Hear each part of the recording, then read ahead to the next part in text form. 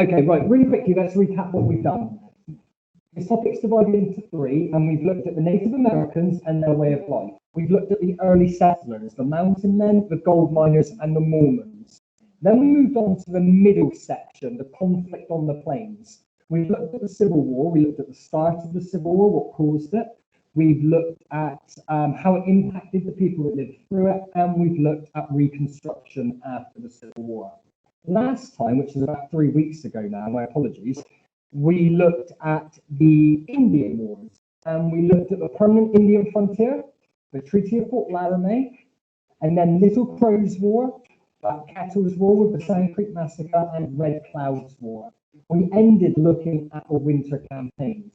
And after each successive Indian war, any sympathy that white people had for the Indians simply evaporated. White people didn't get a balanced story of what happened. They just got the reports in white newspapers. So the Indians are always portrayed as the bad guys. And as a result of the Indian Wars, where the Indians are only fighting to preserve their own way of life, and we can totally understand that, but the whites didn't. And based on what they read in the newspapers, any sympathy that white people had for the Native Americans simply evaporated after the Indian Wars. And the winter campaigns are an example of this, how the government launched these winter campaigns to hunt down the Indians, kill them if they ever found them, but basically trying to put them under so much pressure that they will voluntarily move onto a reservation. And the winter campaigns of 1868 really kind of pushed the Indians to the brink. So we've got this situation where the Indians are slowly being pushed towards the reservations. The Homesteaders and the Homestead Act simply kind of put a nail into the coffin to the Indian way of life, because the Indians lived on the plains, and for the government to achieve manifest destiny, they needed white people to settle the plains. White people settled the East Coast. White people are now settling the West Coast because of gold and farming. There is a big chunk of land in the middle where the Indians lived on. And the government realized if they're going to really achieve manifest destiny, they're going to have to get white people to settle the plains. And this is where we start to see the end, really, of the Indian way of life and resistance. So for the homesteaders, well, firstly, we're going to have a look at the reasons why homesteaders moved west. We're going to have a look at the pull factors and the push factors. Okay, the things that were so bad in their lives in the East that it pushed them out, and the good things about living on the plains that pulled them towards the plains. So the first pull factor, and this is the one that many of you wrote about on your mock exam, is the Homestead Act. So the first factor is the actions of the government. What did the government do which drew people, encouraged people to move onto the plains? And in a nutshell, it was the Homestead Act. 1860? No, two, well done. 1862, how many acres? Excellent. 1862, the government passed the Homestead Act. In every, underline it, Homestead Act, 1862, and every family, not just family, anybody that would move on to the plains were given 160 acres, provided they lived there for 5 years. This is what to stop kind of land speculators, like rich people saying, oh, I want a bit of land, and then getting it and then doing nothing with the land, because the government understood that they didn't just want people to move onto the land, they wanted people to develop the land. The whole concept of manifest destiny, isn't it? The cultivation and the development of the land. So yes, you could get 160 acres for free, but you did have to live there and develop the land over 5 years. Yes? After the 5 years, you have to pay for it? No, totally free. The deal was you live there for 5 years, yours. Technically, the government's not losing out, it's giving away the Indian land as a way of trying to connect East and West and further manifest destiny. But that was later developed about 11 years later in 1873, because although they moved onto the plains, it wasn't easy, and plenty of homesteaders simply packed up and went home when they realized how difficult it was living on the plains. So to further kind of encourage people to move onto the plains, they passed the Timber and Culture Act, which gave away another 160 acres, provided you planted 40 acres worth of trees.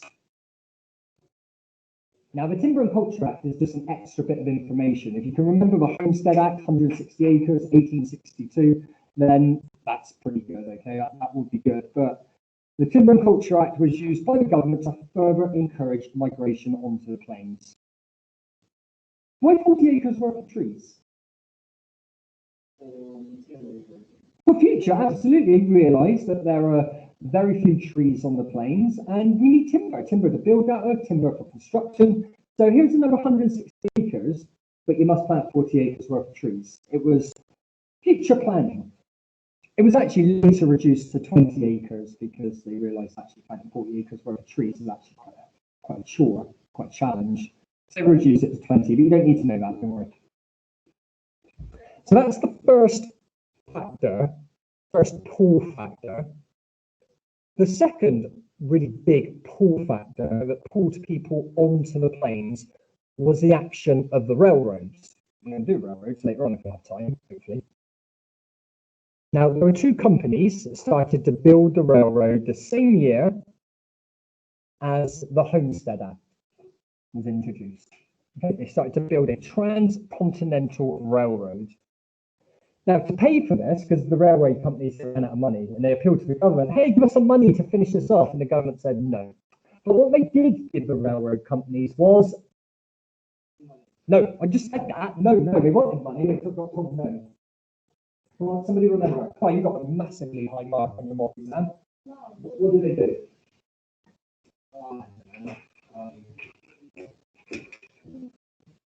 Right, okay, so we're building a railroad from one side of the United States to the other, and the companies are running out of money. So what the government said was, we're not going to give you money, but what we will give you is land. Land either side. Sorry, my pen's.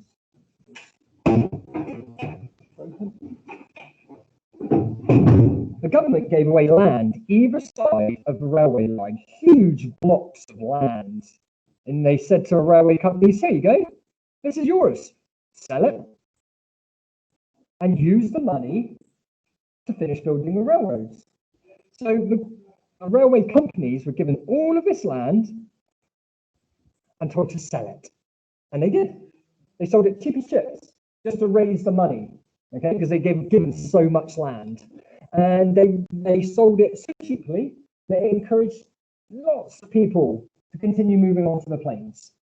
So what should we write? 1862, two companies started to build a transcontinental railroad, and railway companies were given land by the US government. By advertising this land and selling it at low prices, the company could pay for the construction costs.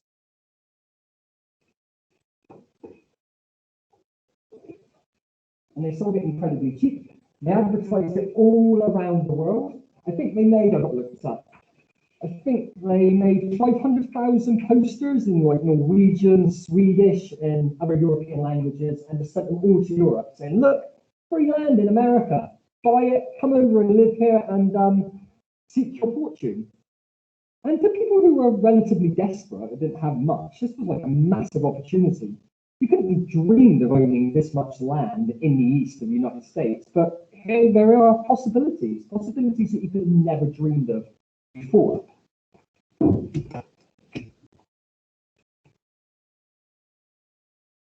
Just briefly, I'm going to show you one of the posters. Okay, so emigrants, look to your interests. Farms at $3 per acre and not a foot of waste. Farms on 10 years credit. So they give you a farm basically for free for 10 years, and then you only have to pay for it in 10 years' time. Once you've developed your farm, you're earning loads of money. And these were like opportunities that did not exist before. Land's not taxable for 6 years. You can understand why thousands, tens of thousands, even hundreds of thousands of people jumped at this opportunity to own something which they could have only ever dreamed of in the East or in the country they came from. So those are the two pull factors, pulling people onto the plains. The push factors, this kind of represents the crappy lives that people live in the East and around the world. And if you live a bit of a crappy life, it kind of pushes you out of that area, doesn't it? You want to seek something better. So first push factor. Yes. Well, don't worry about factor 3.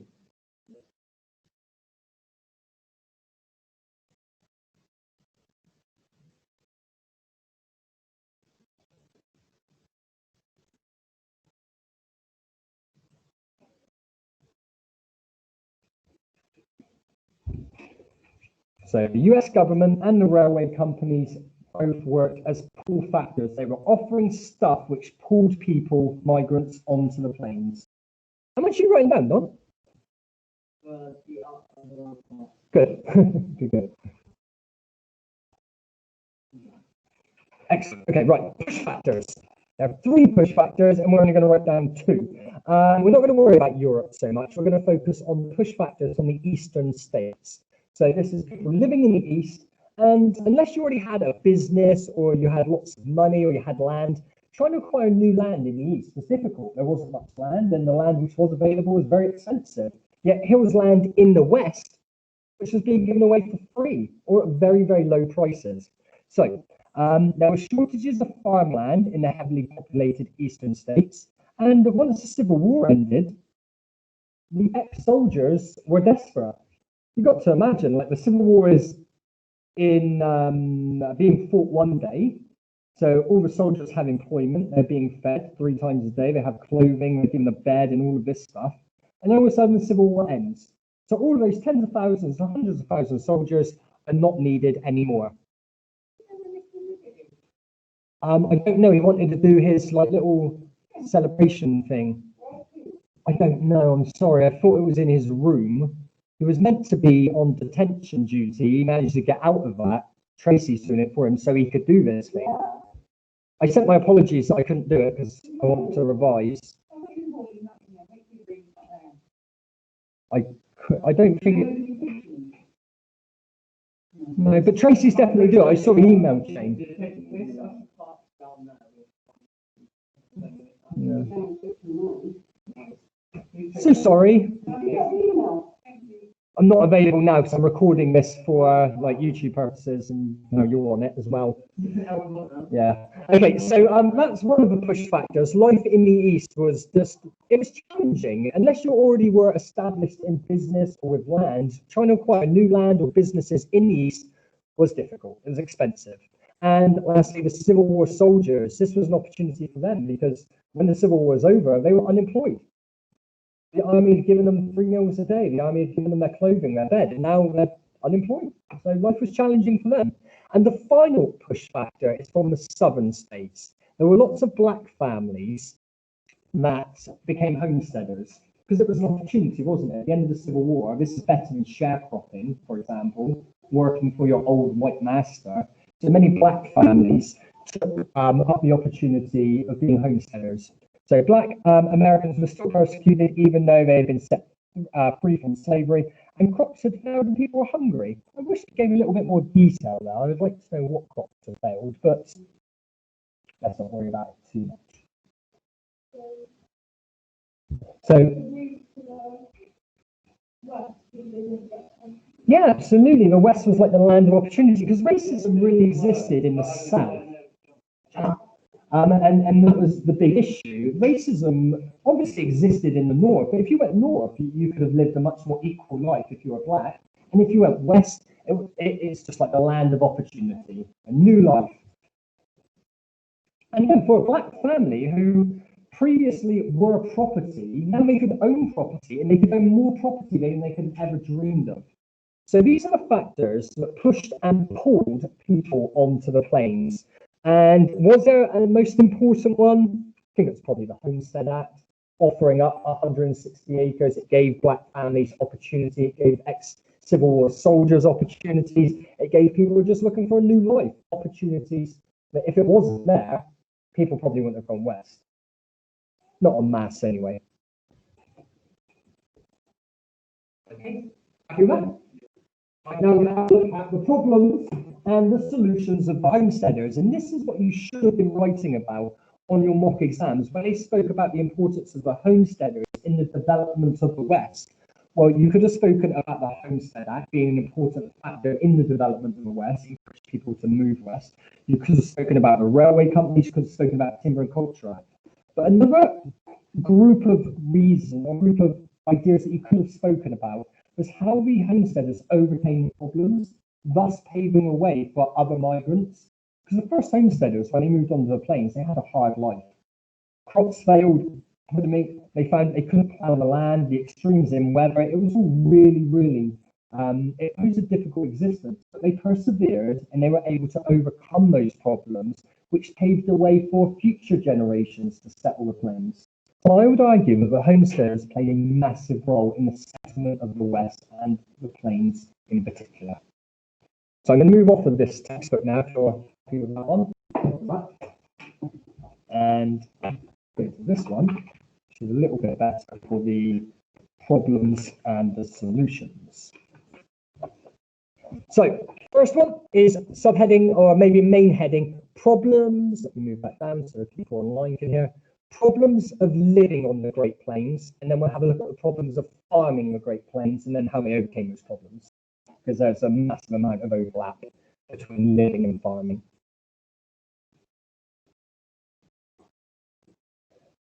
Now, it's never going to be a case of memorizing everything that we speak about now. You would never get a question where you'd have to write about every single problem the homesteaders face and every single solution to a problem. You will never get a question like that. You never end up writing about the importance of the homesteaders or how they managed to survive. You choose a selection of problems and a selection of solutions. Okay, so the first big problem of living on the Great Plains was water shortages.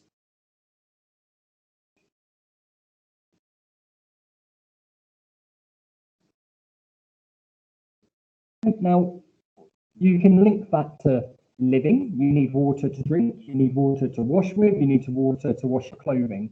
Not mentioning farming yet, we're going to do that slightly separate, but as far as living conditions go, well, the lack of water caused all sorts of problems.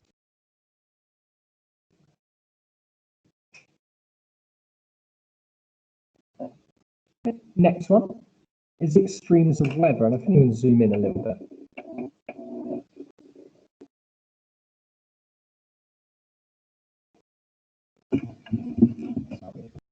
Sorry.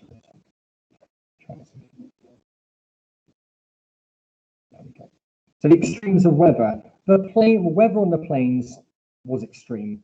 Cold, wet winters, scorching hot summers. It just meant living in that environment was difficult.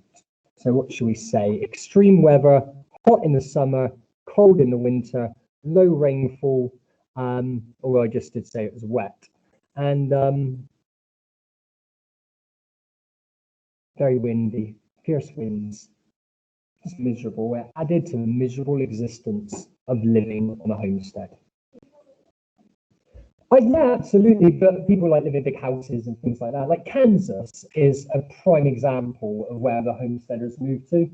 And if you think of Kansas, you've got Kansas City, you've got lots of wide open space, wide open farmland, just like the homesteaders used back in the day.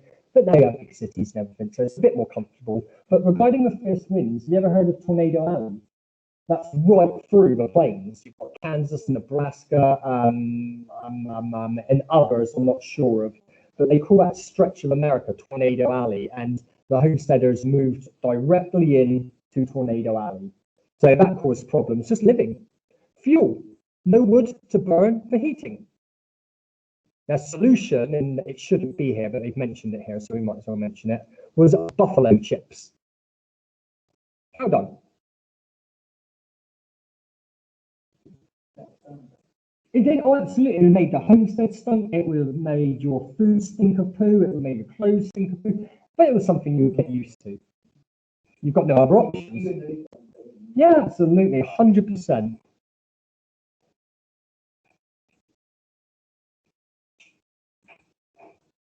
Now, I was better with pooey nappies after like my second child. My first one, when I used to try to change the nappies, it literally made me gag. Like seriously sloppy, wet, smelly, greening, yellow, yeah, and all sorts of nastiness. But by the second child, I was much better with it. It didn't really gag, and there were times I thought I was going to be sick onto Eden whilst I was trying to change the napkin. I had to run to the bathroom. I know it's just a man being a wetty, really. But yeah, well, my girlfriend wanted me to. But by the second one, I was much more like conditioned. Hello, miss. Hello. Talking about being nose blind to stuff. Okay. Like buffalo chips. Yeah. And from what you've indicated. Okay. The chaos that may ensue. It'll be fine, no problem at all. Take care, see you tomorrow. So fuel was a problem for living on the Great Plains. And lastly, building materials. What was there not much of on the plains that you would want to use to build? Wood. So what did they use? Yeah, mud bricks, otherwise known as sod. Absolutely, sod houses. So what should we say? Okay, right. Yeah, there you go. Overcoming the problems. Overcoming the problem of lack of building material. If you're talking about this on the exam, you can say because of the lack of wood and the lack of building material, homesteaders resorted to building their homes out of sod. And they became quite good at it, and they passed on the skills to future generations, which made the settlement of the West even easier. So the homesteaders are very important in overcoming those initial problems. So lack of wood, building materials, lack of wood, the vast majority only had available for house building was the earth. Blocks of sod were cut out by hand or with a special plough, and we'll talk about the sod buster later on. Yes.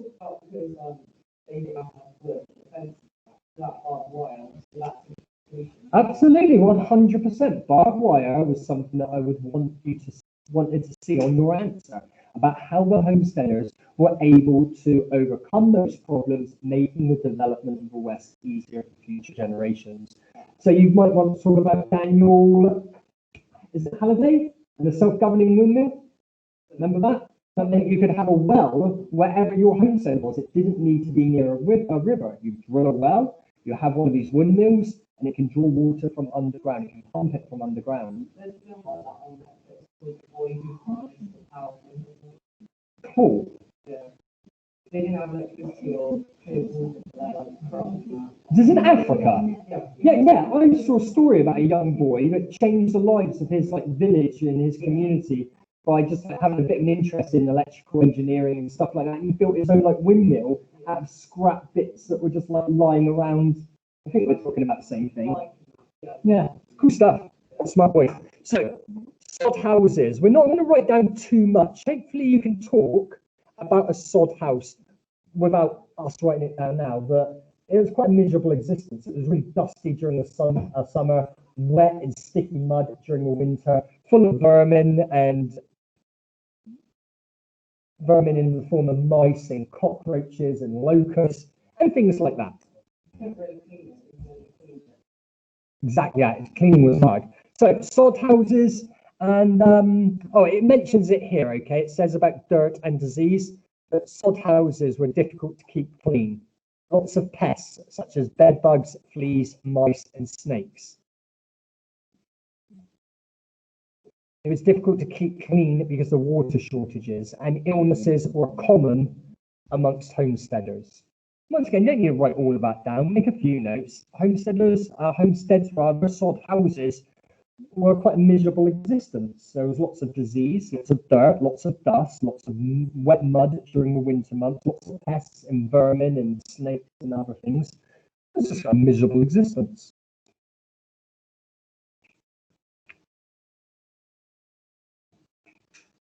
So those are some of the problems of living on the Great Plains. I can have a look at some of the problems of farming the Great Plains, and there's a massive overlap with what we've just done. And then we'll quickly have a look at the solutions, and then we're done on the homesteads. Yeah, so problems farming is your next big heading.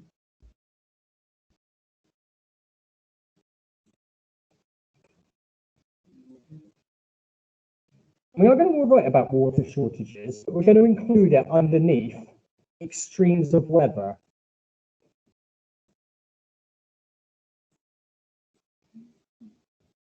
There we go. Right. Weather on the plains, especially from a farming point of view, was extreme. Okay, so major problems: droughts in summer, cold winters could damage or destroy crops. In Kansas, no rain fell between January and November. Actually, January 1850, that's a year and a half. Over a year and a half, no rain whatsoever in Kansas. That's insane. I know, I'm looking at that thinking, God, that's an extreme stat. I'm going to go out on a limb and suggest it is right. The book was written by AQA, our exam board, so it's not up to us to question AQA, but Yeah, it's extreme, isn't it? That in some places rain didn't fall for over a year. Kansas being an example. So just trying to find, or just trying to construct conditions to allow your crops to grow was a challenge in itself. There was either not enough water, or the winters were too harsh, or the wind was too strong, or it didn't rain, or too much sun. Yeah, it was just problematic. I can't give you a good explanation of why that happened. Yeah, when you're on a flat area, often the rain dumps over the hills. That's why we don't get as much snow as we'd like, because we're surrounded by hills. So by the time the snow clouds get to Somerset and Somerset levels, often it's dumped all of the snow on the Chiltern Hills, the Polden Hills, the Quantock, the Blackdown Hills, which surround Somerset. So yeah, we miss out on snow quite often, which is rubbish. No, you have. Yes, that's the hills that surround us. That's where names come from. Like my daughter's school, they use rivers, so River Brew, River Parrot, and other ones I can't remember. Right, let's continue ploughing. The plains had never been ploughed before, ever, ever, ever. The grasses had dense, tangled roots, and the early ploughs basically just broke. And this is where the sod buster comes into it. Not quite yet, we'll talk about sod busters in a minute, but this is the problem which needed overcoming. Ploughing was problematic.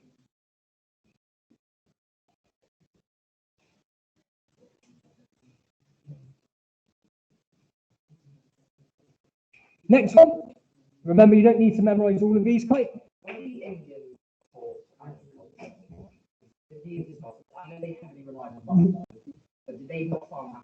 Not some did, some of the tribes did. There were some which were properly nomadic and they moved around all the time. Like the Mandans, for example, they were semi-nomadic. They would have a winter and a summer territory, and they would move during the winter and summer months. And as a result, they did grow some crops.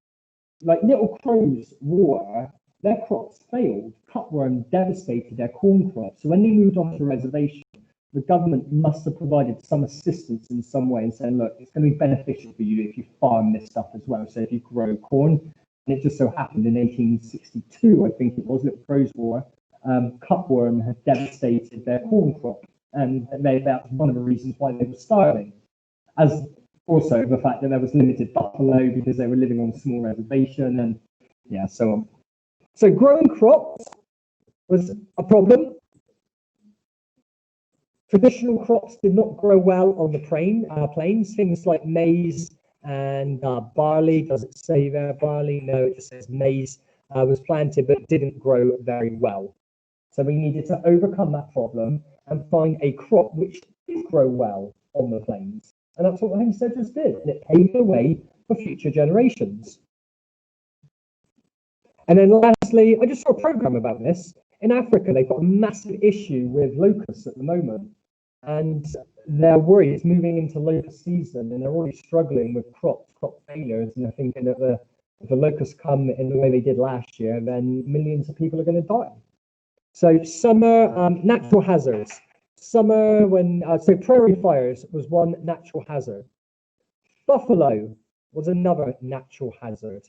Grasshoppers / locusts were another natural hazard.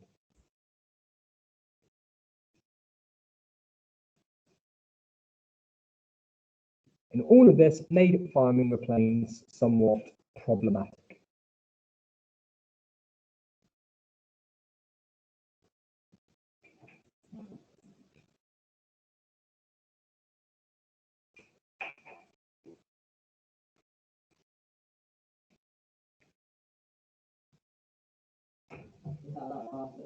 The last bit now is overcoming the problem. So solutions to the problems is now a big heading.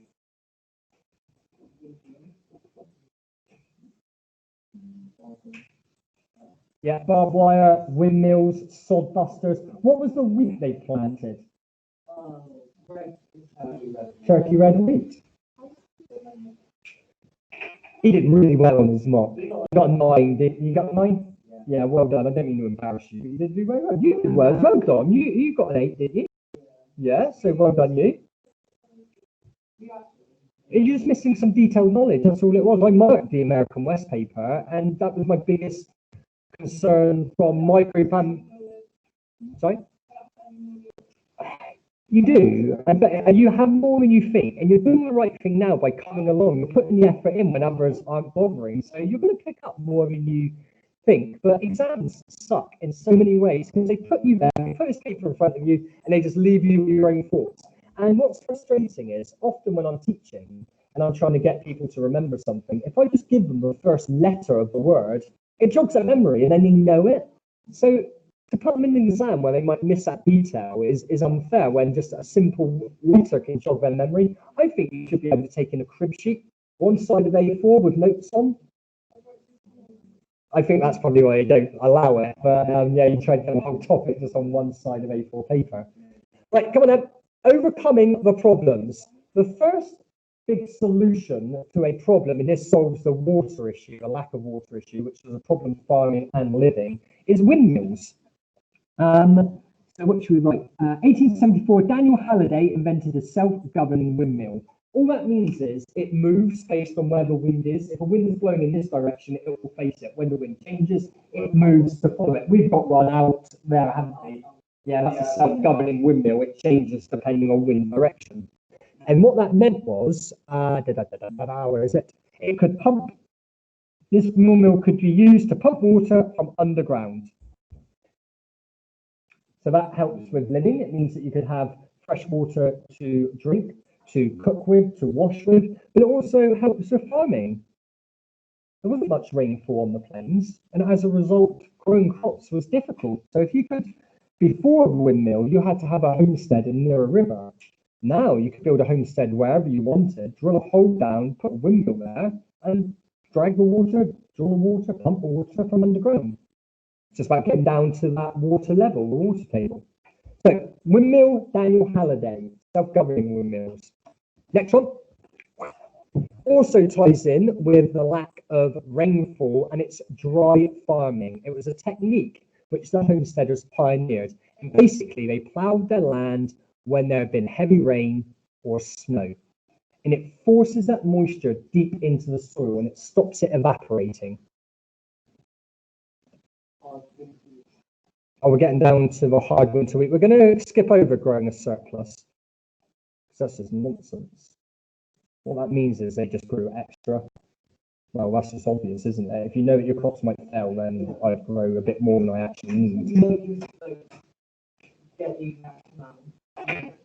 you go over, absolutely. And then the extra that you don't need, you could sell, but at least you're prepared. So we won't worry about that too much. And we move to hard winter wheats. Yeah, this is turkey red. So they needed a more suitable crop than corn. Corn was the go-to crop which many people grew, and it simply did not grow well on the plains. And as a result, Russian immigrants had introduced a hard winter wheat. It was called turkey red.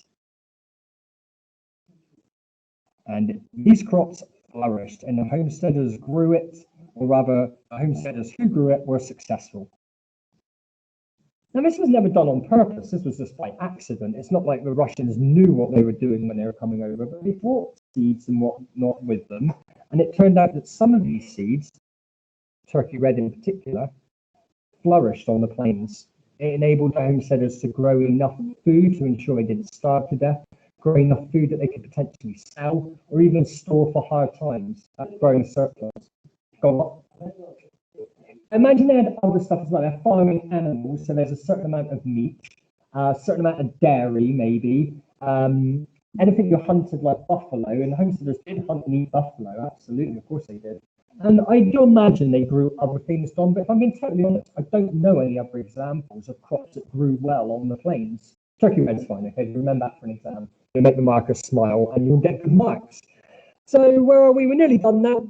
Barbed wire, Glidden.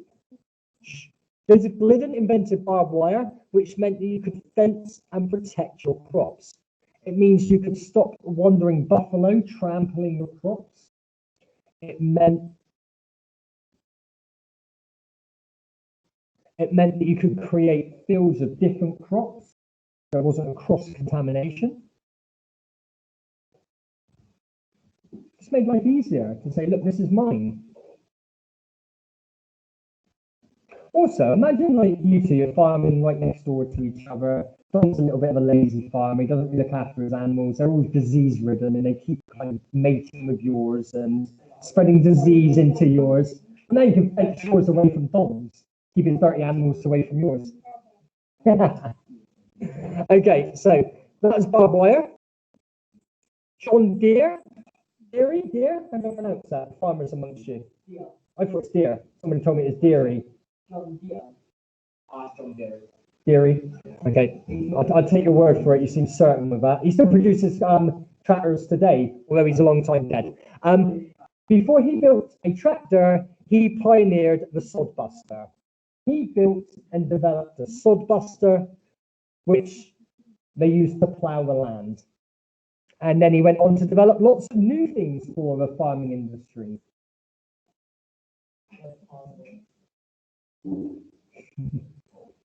And we're done now, that's all of it. That's why the Homesteaders are so easy. That's why you should be well happy if you get a Homesteaders question on your exam. Why the Homesteaders move west is relatively straightforward. The push and the pull factors. The problems are straightforward, and the solutions to the problems are straightforward. That's why I think that some people missed out on some easy marks regarding this question. Now, unfortunately, we didn't quite do the railroads, and nobody wants to stay later now.